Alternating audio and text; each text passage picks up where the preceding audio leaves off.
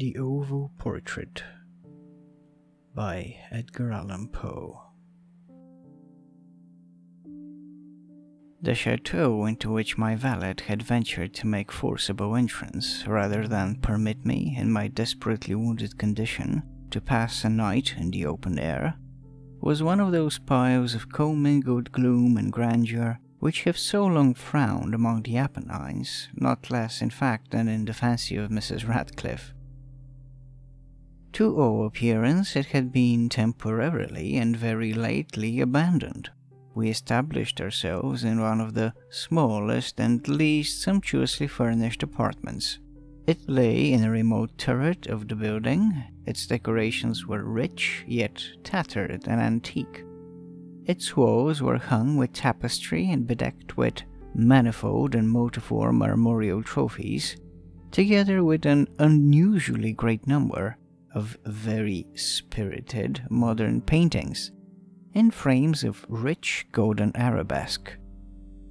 In these paintings, which depended from the walls, not only in their main surfaces but in very many nooks, which the bizarre architecture of the chateau rendered necessary, in these paintings my incipient delirium perhaps had caused me to take deep interest, so that I bade Pedro to close the heavy shutters of the room, since it was already night, to light the tongues of the tall candelabrum which stood by the head of my bed, and to throw open far and wide the fringe curtains of black velvet which enveloped the bed itself. I wished all of this done that I might resign myself, if not to sleep, at least alternately to the contemplation of these pictures and the perusal of a small volume which had been found upon the pillow, and which purported to criticize and describe them. Long I read, and devotedly I gazed. Rapidly and gloriously the hours flew by, and the deep midnight came.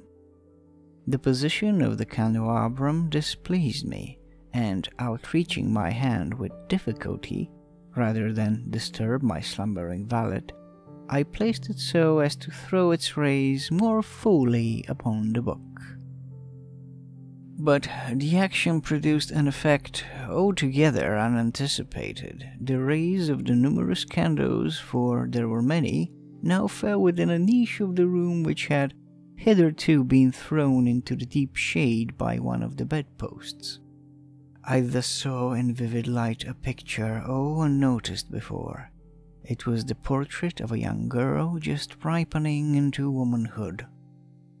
I glanced at the painting hurriedly and then closed my eyes.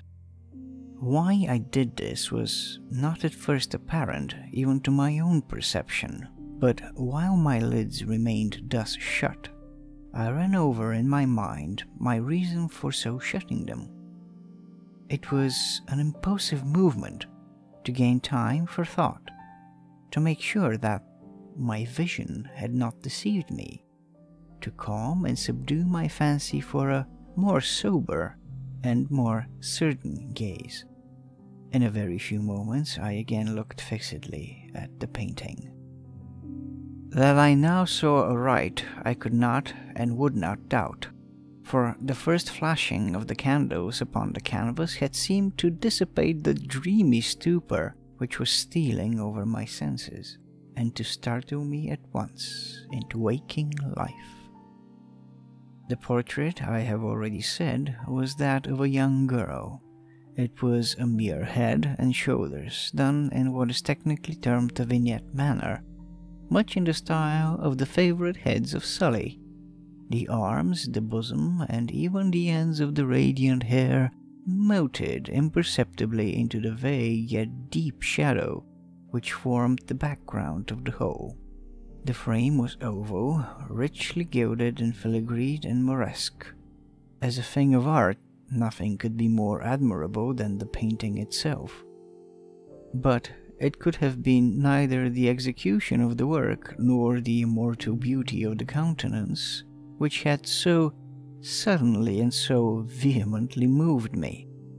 Least of all could it have been that my fancy, shaken from its half-slumber, had mistaken the head for that of a living person. I saw at once that the peculiarities of the design, of the vignetting, and of the frame must have instantly dispelled such idea, must have prevented even its momentary entertainment. Thinking earnestly upon these points, I remained for an hour perhaps, half sitting, half reclining, with my vision riveted upon the portrait. At length, satisfied with the true secret of its effect, I fell back within the bed. I had found the spell of the picture in an absolute lifelikeness of expression, which, at first startling, finally confounded, subdued, and appalled me. With deep and reverent awe, I replaced the candelabrum in its former position. The cause of my deep agitation being thus shut from view, I sought eagerly the volume which discussed the paintings and their histories. Turning to the number which designated the oval portrait, I there read the vague and quaint words which follow. She was a maiden of rarest beauty, and not more lovely than full of glee. And evil was the hour when she saw and loved and wedded the painter, he passionate, studious, austere, and having already a bride in his art. She, a maiden of rarest beauty, and not more lovely than full of glee. All light and smiles, and frolicsome as the young fawn, loving and cherishing all things, hating only the art which was her rival, dreading only the palette and brushes and other untoward instruments which deprived her of the countenance of her lover. It was thus a terrible thing for this lady to hear the painter speak of his desire to portray even his young bride.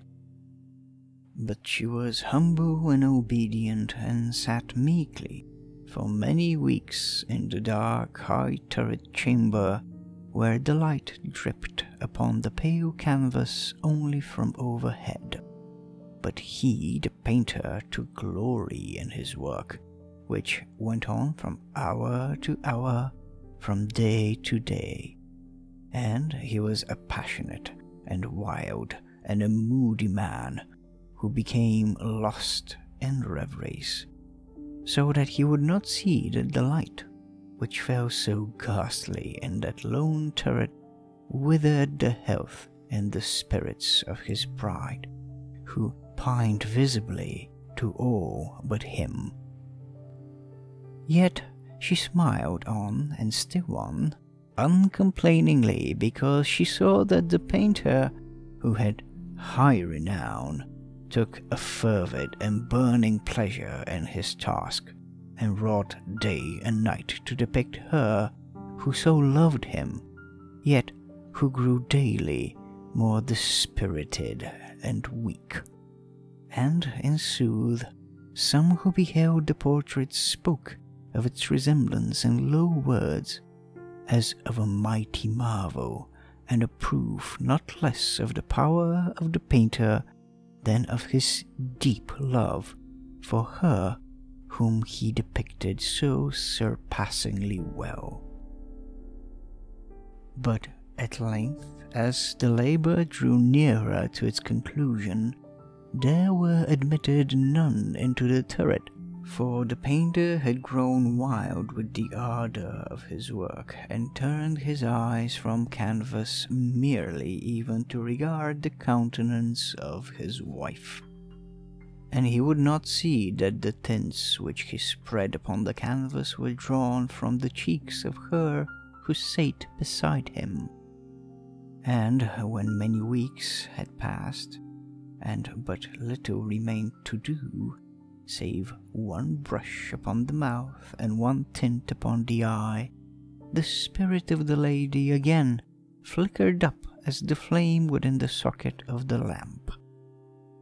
And then the brush was given, and then the tint was placed.